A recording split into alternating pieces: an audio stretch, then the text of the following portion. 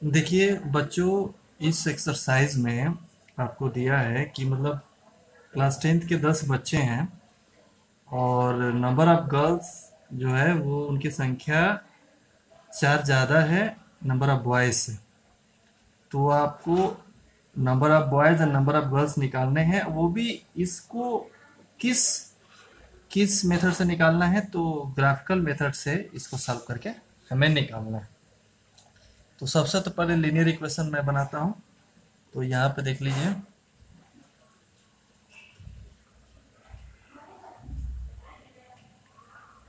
Late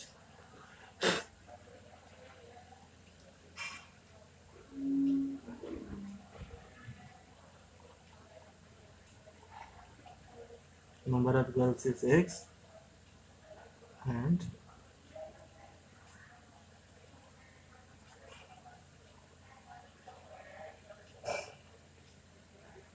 number of boys equal to y।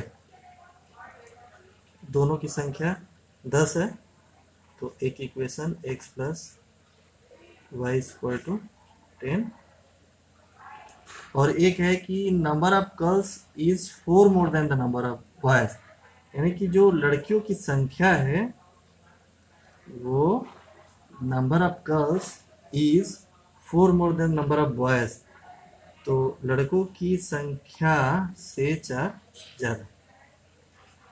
अब देखो, इसको हम ग्राफ प्लॉट करेंगे और उसके माध्यम से हम सलूशन निकालने का प्रयास करेंगे।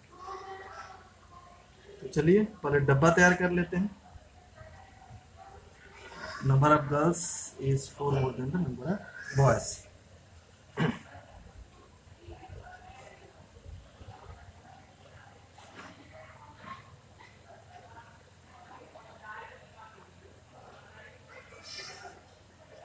एक डब्बा इसके लिए तैयार कर लेते हैं।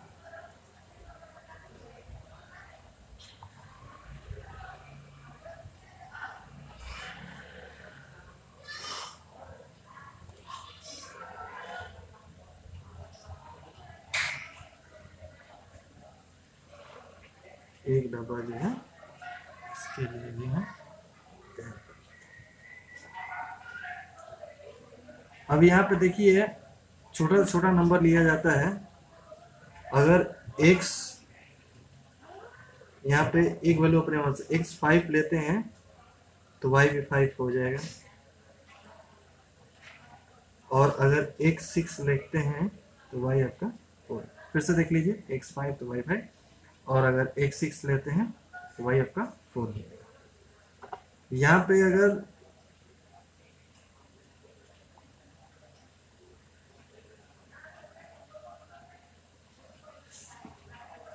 अगर y को 0 ले लेते हैं तो x 4 आ जाता है।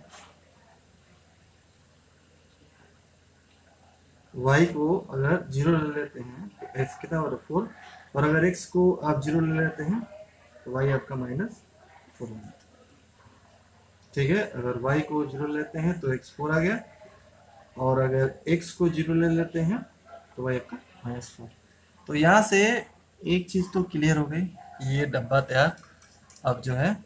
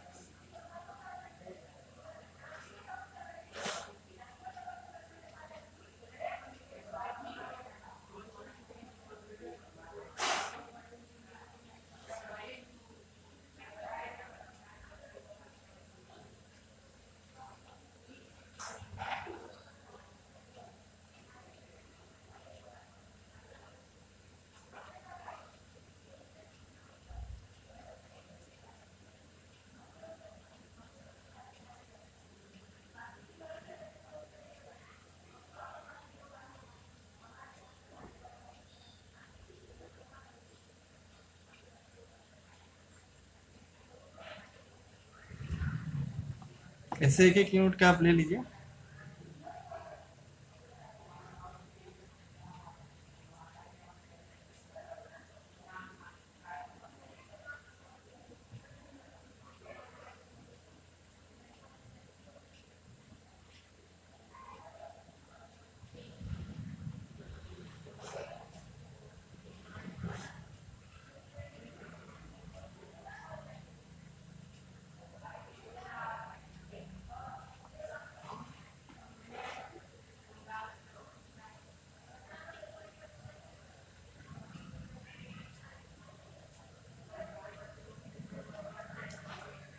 अब देखिए यहाँ पे, अगर x5, इसके लिए, इस इक्वेशन के लिए ग्राफ प्लॉट करते हैं।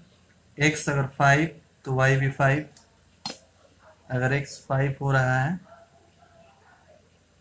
इधर, अगर ऐसे करते हैं तो y भी आपका 5 जा रहा है। This point is 5।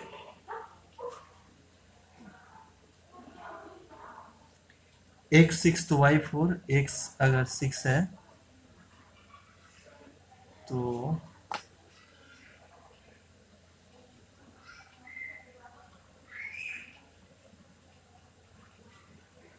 x अगर 6 है तो y आपका 4 है।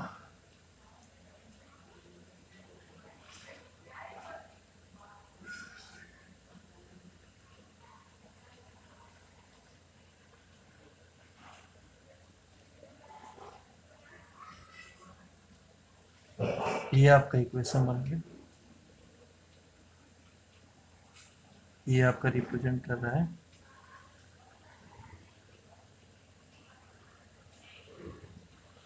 x plus Y equal to 10। अब यहाँ x 4 है तो y 0 है। This point 4 0।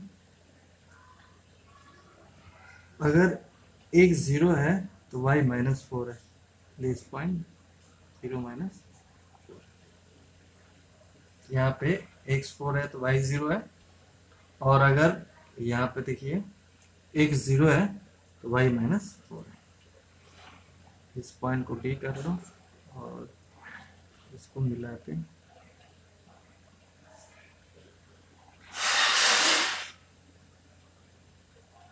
ये आपका इक्वेशन है। ये आपका इक्वेशन है x equal to y plus 4। दोनों पॉइंट, एक पॉइंट और बढ़ा देते हैं।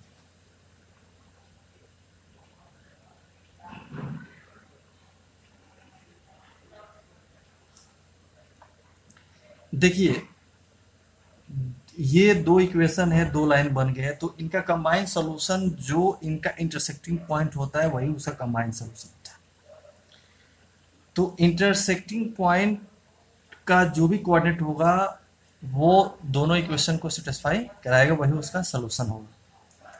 तो इस पॉइंट का अगर मैं कोऑर्डिनेट निकालना चाहूँ तो ये आपका 7 आएगा और इधर से आप 7 आएगा और ये आपका 3। तो यही आपका सॉल्यूशन होगा। इन दोनों इक्वेशन का सॉल्यूशन 7 3 है, जिसमें x की वैल्यू 7 है। ये आपकी वैल्यू x की हो जाएगी और ये आपकी वैल्यू y। तो यहाँ से आप कह सकते हैं कि नंबर ऑफ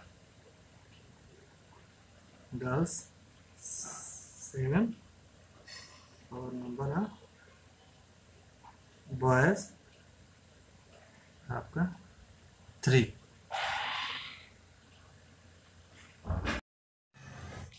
यहाँ पे 5 पेंसिल, देखिए 5 पेंसिल है और 7 पेन है, दोनों का मिला के जो रेट है वो 50 है। और यहाँ पे 7 पेंसिल और 5 पेन है, दोनों का रेट मिला के 46 है।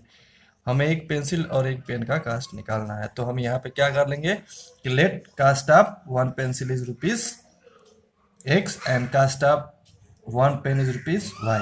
तो यहाँ से इक्वेशन बनाते हैं। एक पेंसिल के x माने, एक पेन का y माने। तो देखिए यहाँ पे क्या बनेगा 5x plus 7y equal to 50, एक इक्वेशन 1। और यहाँ क्या बनेगा, यहाँ बनेगा 7x plus 5y, 7x plus 5y equal to 46। अब दोनों का डब्बा तैयार कर लेते हैं। इसके लिए यहाँ लिख दिया और इसके लिए यहाँ लिख दिया। अब इसके लिए देखिए एक्स वाई ले लिया। अब कोई भी वैल्यू नॉर्मल इंटीजर लिया जाता है। जब एक्स आपने 3 लिया तो ये 15 हो जाएगा, ये इधर जाएगा तो 35, 7 बचे 35, ये वाई 5 हो गया। जब एक्स 10 लेंगे तो 50 उधर जाएगा 0, वाई कितना हो जाएगा 0। इस इक्वेशंस के लिए डब्बा यहाँ तैयार कर, दो वैल्यू बस निकालो, काम खत्म। अपनी इच्छा से इसमें एक अपनी इच्छा से भरते हैं, दूसरा खुद आ जाता है। कोई भी ले सकते हैं, एक्स और वाई में कोई भी अपनी इच्छा से ले सकते हैं, लेकिन एक बार ले लिए तो दूसरा खुद आ जाता है। अब यहाँ से यहाँ देखिए एक्स वाई, यहाँ दूसरा इक्वेशन है। यहाँ पे एक्स इक्वल टू अगर 8 रखते हैं तो 8 7 56 उधर जाएगा तो -10, तो वाई इक्वल टू -2। अब जब एक एक्स इक्वल टू 3 रखेंगे यहाँ पे तो 21 हो जाएगा, और उधर आएगा तो 25 हो जाएगा, 5 5 जाए 25, 5 हो गया। तो यहाँ से अब इसके हिसाब से मैं यहाँ पे प्लॉट करने की कोशिश, ग्राफ को प्लॉट करने की कोशिश कर रहा हूँ। ये पूरे ग्राफ को हमने यहाँ पे देखिए ऐसे बांट दिया, एक्स एक्सेस वाई, यहाँ पे वाई वाई डैश, यहाँ पे 10 के यूनिट में मोस्टली बांट दिया हूँ। तो पहला पॉइंट 35, तो ये देखिए ये आपका 3 और ये आपका 5, दिस इज पॉइंट ए। उसके बाद 10 0, ये 10 और 0, दिस इज पॉइंट बी। तो ए और बी को मिला के ये एक लाइन खींच दिया, और ये इक्वेशन 1 को रिप्रेजेंट कर रहा है। ठीक, उसी तरह 8 -2, तो ये आपका 8 और ये आपका -2, 8 -2। और उसी प्रकार 3 5, तो ये 3 और 5 सेम पॉइंट है, वही पॉइंट है डी आपका। इसको नया पॉइंट ले लिए, ये तो है ही, मतलब इस लाइन के लिए नया पॉइंट डी ले लिया 3 5। अब इसको मिला दिया तो ये आपका सेकेंड लाइन का इक्वेशन बन गया।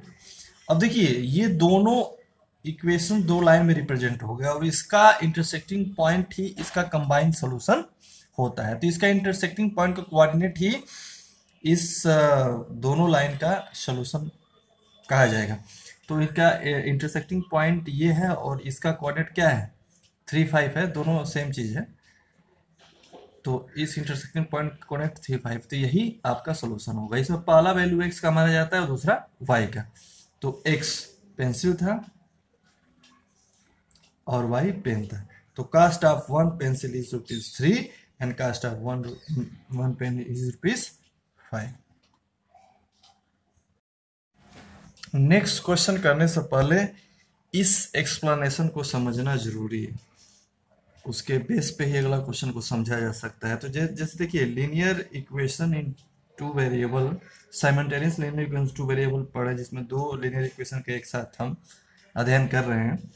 तो जैसे कोई भी 2 लीनियर इक्वेशन है, जैसे ये आप मान लीजिए कोई standard linear equation a1x plus b1y plus c1 equal to 0 और a2x plus b2y plus c2 equal to 0। अब इस पर कुछ चर्चा हम करेंगे। अब देखिए ये यहाँ पे a1 इसका कोफिशिएंट है, b1 इसका है, c1 कांस्टेंट है, ये x इसका कोफिशिएंट a2 है, इसका कोफिशिएंट b2 है, इसका कोफिशिएंट ये आपका c2 कांस्टेंट है। तो यहाँ पे आपको एक चीज मैं बता दूं कि इसका एक अपना अलग लाइन होगा, इसका अपना एक अलग लाइन होगा। लीनियर इक्वेशन है, जब आप प्लॉट करेंगे तो ये एक लाइन को शो करेगा, ये एक लाइन को शो करेगा। तो 2 लाइन का हम प्लेन में एक साथ अध्ययन कर रहे हैं। तो देखिए इसका एक अपना लाइन है, इसका एक अपना लाइन है, ड्रा करेंगे तो ये प्लेन में किस तरह रिएक्ट करेंगे। कोई भी सिंपल प्लेन है तो 2 लाइन प्लेन में 3 तरह का रिएक्शन देती है। या तो दोनों लाइनें प्लेन में एक दूसरे को इंटरसेक्ट करेंगी, या फिर दोनों लाइनें बिल्कुल कॉन्साइंड हो जाएंगी, या दोनों लाइनें पैरेलल होगी। इसके अलावा 2 लाइनों का प्लेन में और कोई केस नहीं बनता है। यही 3 केस आते हैं कि या तो 2 लाइनें इंटरसेक्ट करेंगी, या 2 लाइनें एक दूसरे से कॉन्साइड हो जाएगी, या दोनों लाइनें पैरेलल हो जाएगी। अब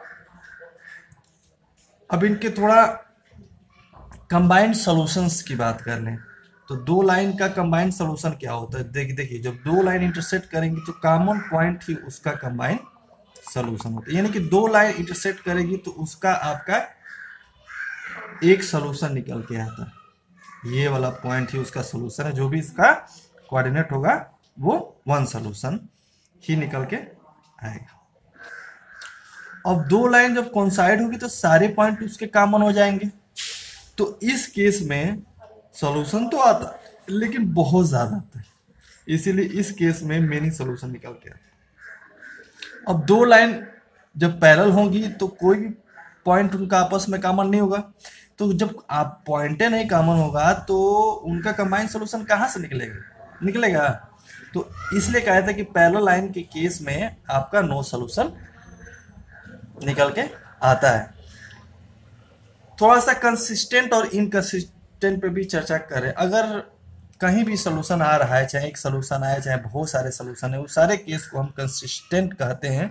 अगर कोई भी सोल्यूशन ना आए तो उसको इनकंसिस्टेंट प्रोसेस कहते हैं। ये तो लाइन के एक्सप्लेनेशन है। अब देखिए, जब दो लाइन इंटरसेक्ट, यानी कि दो लाइन जब इंटरसेक्टिंग लाइन होती हैं तो उस केस में ये रेशियो बराबर नहीं होता है। मतलब निकाला गया है कि जब दो लाइन इंटरसेक्टिंग लाइन है तो इस केस में a1/a2 is not equal to b1/b2, और जब दो लाइन कंसाइड होती हैं तो ये रेशियो इक्वल दिखता है, a1/a2 is equal to b1/b2 is equal to c1/c2। और जब दो लाइन पैरेलल होता है तो ये केस दिखने लगता है कि इसका रेशियो तो बराबर होता है, लेकिन ये रेशियो बराबर नहीं होता है। तो इसी के बेस पे यहाँ पे एक छोटा सा एक्सप्लेनेशन और है, यहाँ पे देख लीजिए। जैसे आपको दिया है, देखिए यहाँ पे आपका दो इक्वेशन ले लिया और इनका रेशियो निकालिए, a1/a2 b1/b2 c1/c2। तो ये देखिए x का कोफिशिएंट a1 होता है और नीचे वाले x का a2 होता है। तो a1/a2 ये हो गया, b1/b2 ये हो गया, c1 तो 0 है, तो इसकी वैल्यू हम यहाँ से निकाल लिए। ठीक, तो यहाँ पे जब इसको आप प्लॉट करेंगे, ग्राफ बनाएंगे, तो ये दोनों इंटरसेक्टिंग लाइन होगी। दोनों कैसी लाइन होगी? इंटरसेक्टिंग लाइन होगी। और वहां पे a1/a2 is not equal to b1/b2 है, नहीं है ना। तो देखिए यहाँ पे एग्जैक्टली कितने सोल्यूशन निकल के आएंगे? One solution. इसी को यूनिक सोल्यूशन कहा जाता है। और सोल्यूशन निकल के आएंगे तो इस प्रोसेस को कंसिस्टेंस भी कहते हैं। अब यहाँ पे दो लाइन ये हमने लिया और ये दो लाइन बिल्कुल कॉन्सिडेंट लाइन है। इनको जब ग्राफ पे प्लॉट करोगे तो कॉन्सिडेंट मतलब लाइन आएंगी। और a1/a2 b1/b2 c1/c2 की वैल्यू यहाँ निकाली, a1/a2 b1/b2 c1/c2 same value represent कर रहा है। तो ये देखिए, ये आप ग्राफ प्लॉट करें तो कॉन्स्टेंट लाइन है, तो ये कॉन्स्टेंट लाइन है। और कॉन्स्टेंट लाइन चूंकि ये है, इस वजह से ये रेशियो भी बराबर आ रहा है। यानी कि ये रेशियो कितना महत्वपूर्ण रोल है, ये रेशियो ही बता दे रहा है कि लाइन मतलब किस प्रकार का बिहेवियर कर रही है। यानी कि अगर आपको ग्राफ प्लॉट करने की आवश्यकता नहीं है तो सिर्फ इन रेशियो पे वर्क कर दीजिए, आपको सब कुछ क्लियर हो जाएगा। अगर ये रेशियो निकल के आ रहा है तो ये कंडीशन हो जाएगा, ये रेशियो निकल के आ रहा है तो कॉन्स्टेंट की कंडीशन हो जाएगा, और ये रेशियो निकल के आ जाएगा तो आपका पैरेलल का कंडीशन हो जाएगा। कितनी अच्छी चीज़ है। तो यहाँ से देखिए, ये कॉन्स्टेंट लाइन हो जाएगी और कॉन्स्टेंट लाइन में कितने सोल्यूशन आते हैं? मेनी सोल्यूशन, क्योंकि सारे पॉइंट आपस में कॉमन हो जाते हैं और सब कंबाइंड सोल्यूशन होता है। तो सोल्यूशन आ रहा है ना, तो इस प्रोसेस को कंसिस्टेंट कहते हैं। उसी तरह एक और टेस्टिंग किया गया है। ये दो इक्वेशन है पैरेलल लाइन की, ये दो आपका इक्वेशन है आपका पैरेलल लाइन का। तो इनका ग्राफ प्लॉट करोगे आपको पैरेलल लाइन मिलेगी। अब इनका रेशियो निकाल लेते। ये रेशियो में ये कंडीशन आ रहा है, ये देखिए दो, ये वाला आपस में बराबर नहीं है, तो ये पैरेलल लाइन है। और पैरेलल लाइन में मैंने शुरू में बताया था कि क्या केस होता है, पैरेलल लाइन में कोई भी नो सोल्यूशन का केस होता है, और जब सोल्यूशन ही नहीं तो उस प्रोसेस को इनकंसिस्टेंट कहा जाता है। मेरे कहने के यही मतलब है कि अब डायरेक्ट ग्राफ खींच के पता करना कि क्या चीज हो रही है, उसके बजाय आप रेशियो ही निकाल लीजिए, तो वहां से चीजें आपको कंफर्म। अगर इस तरह का रेशियो निकालते हैं तो आप मान के चलिए कि वो लाइन इंटरसेक्टिंग होगी, और इस तरह का रेशियो अगर रिप्रेजेंट हो रहा है तो मान के चलिए वो कॉन्सिडेंट लाइन होगी। और इस तरह का रेशियो अगर निकल के आ रहा है तो पैरेलल लाइंस होगी। बाकी ये सारी चीजें भी, अगर इंटरसेक्टिंग लाइन हो रही है तो वन सोल्यूशन, वो प्रोसेस कंसिस्टेंट है। और कॉन्सिडेंट लाइन आ रही है तो मेनी सोल्यूशन, वो प्रोसेस कंसिस्टेंट है। और अगर पैरेलल लाइन आ रहा है तो वहां पे नो सोल्यूशन और प्रोसेस इनकंसिस्टेंट है। यहाँ पे ये रेशियो कंपेयर करके आपको बताना है कि ये दो लाइन, ये दो ग्रा इक्वेशन का जो लाइन है जब आप खींचेंगे तो वो इंटरसेक्ट कर रही है कि पैरेलल है कि कोइंसिडेंट है। ठीक है, तो रेशियो वाला हम एक्सप्लेनेशन पीछे पढ़े भी थे कि किस रेशियो पे कैसा रिएक्शन होता है। तो चलो रेशियो निकाल लेते हैं। A1 B1 C1 A2 B2 C2। तो A1 अपन A2 5/7 और B1 अपन B2 ये आपका -4/6। तो ये 2/6, ये यहाँ पे दो रेशियो बराबर नहीं है। तो ये केस तो इंटरसेक्टिंग लाइन का होता है। ये केस किसका होता है? Intersecting line. So both line intersect at A point. अब यहाँ से नेक्स्ट क्वेश्चन जो है आपका ये रहा, यहाँ पे देख लेते हैं। A1/A2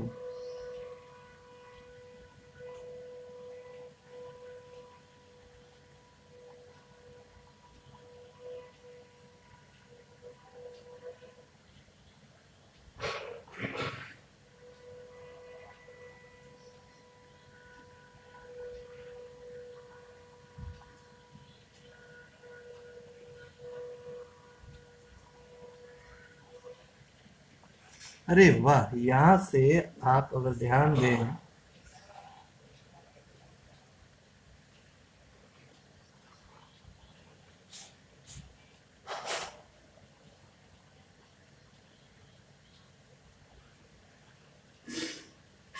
यहाँ पे तीनों रेशियो बराबर आना है। जब तीनों रेशियो बराबर होता है तो वो केस कॉन्सिडेंट लाइन का होता है। कॉन्सिडेंट लाइन, तो यहाँ पे हम लिखेंगे so both line will be coincident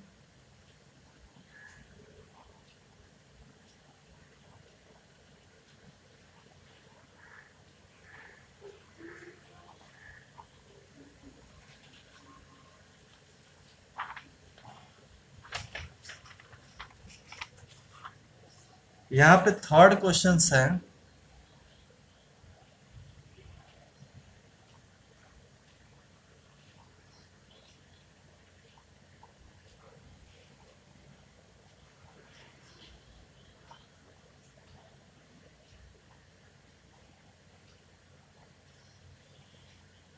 यहाँ पे रेशियो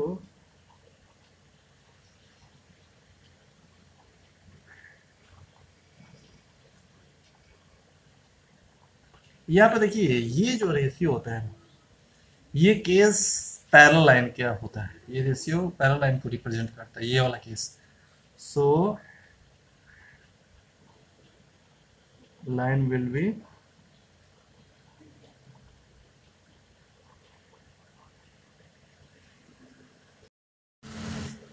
इस क्वेश्चंस में आपको ये रेशियो कंपेयर करके मतलब बताना है कि चीजें कंसिस्टेंट आ रही हैं कि इनकंसिस्टेंट आ रही हैं। तो यहाँ पे सबसे तो पहले थोड़ा सा इसका रूप बदल देते हैं। आप इसको ऐसे लिख लीजिए,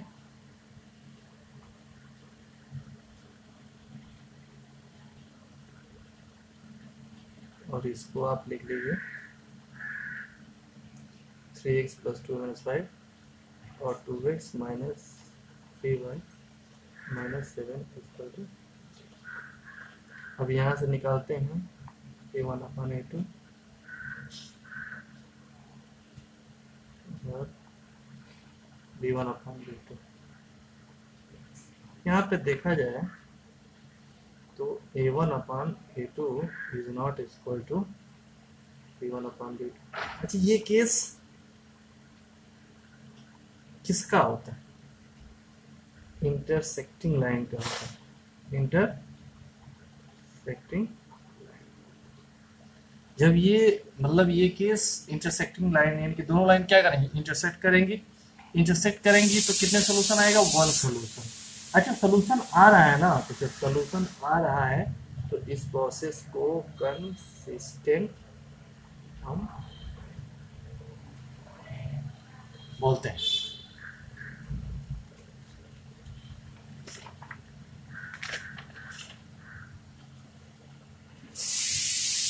सेकंड क्वेश्चन, इसको भी थोड़ा सा इसका रूपरेखा हम चेंज कर देते हैं।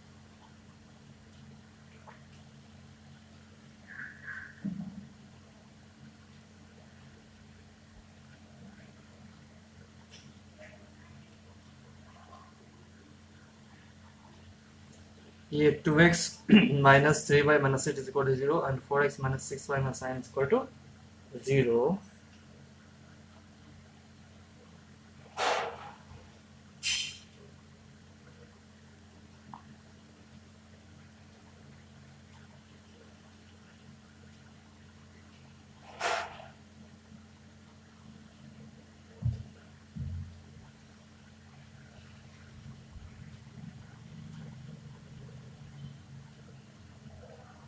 तो यहाँ से आपका,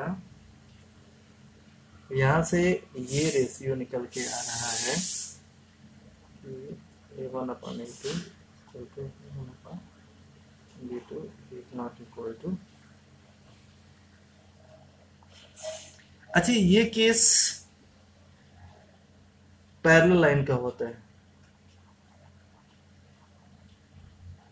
अच्छा, पैरेलल लाइन में कोई भी पॉइंट कॉमन नहीं होता है, सोल्यूशन तो होता ही नहीं। जब सोल्यूशन होता ही नहीं है तो उस प्रोसेस को क्या कहा जाता है? इनकंसिस्टेंस कहा जाता है। तो ये केस आपका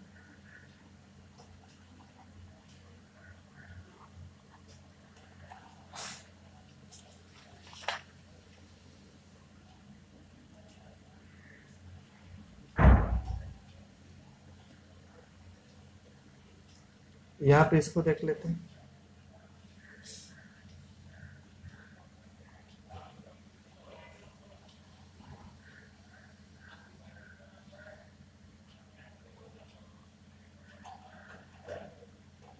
three by two X plus 5/3y minus 7 is equal to 0।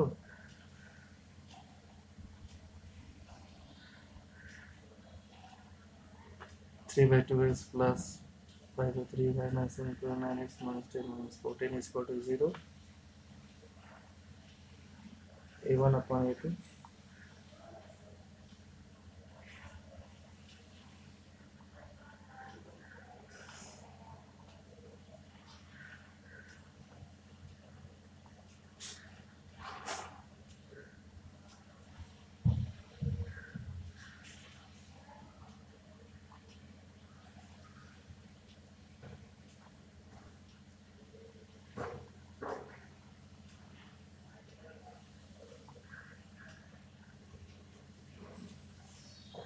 यहाँ पे A1 upon A2 is not equal to B1 upon. अच्छा, ये केस तो इंटरसेक्टिंग लाइन का होता है, और इंटरसेक्टिंग लाइन में एक सोल्यूशन आता है, तो जहां भी सोल्यूशन आएगा वो कंसिस्टेंस कहलाएगा। तो ये चीज आपका कंसिस्टेंट हो जाएगा।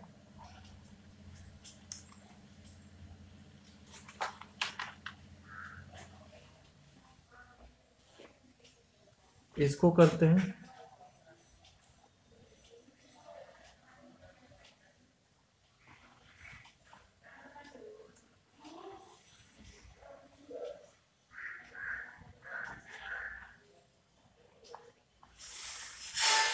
5x minus 3y minus 11 is equal to 0 minus 10x plus 6y plus 22 is equal to 0।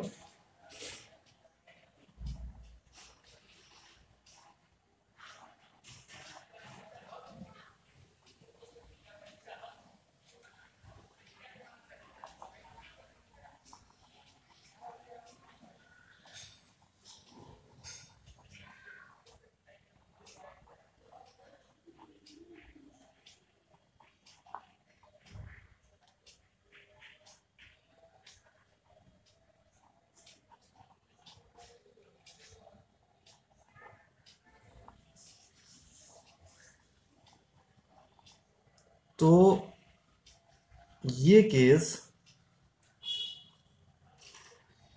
Coincident line का होता है।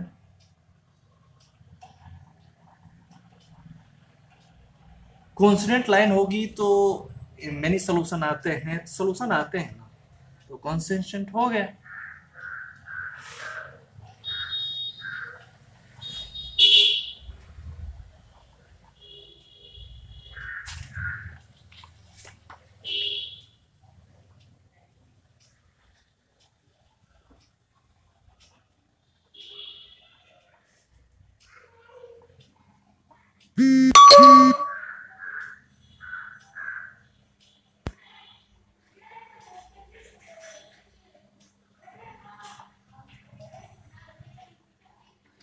यहाँ पे 4/3x plus 2a minus 8 is equal to 0 और 2x plus 3a minus 12 is equal to 0।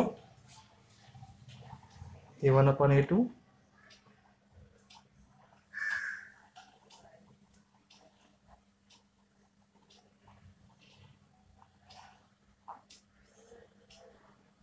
b1 upon b2 c1 upon c2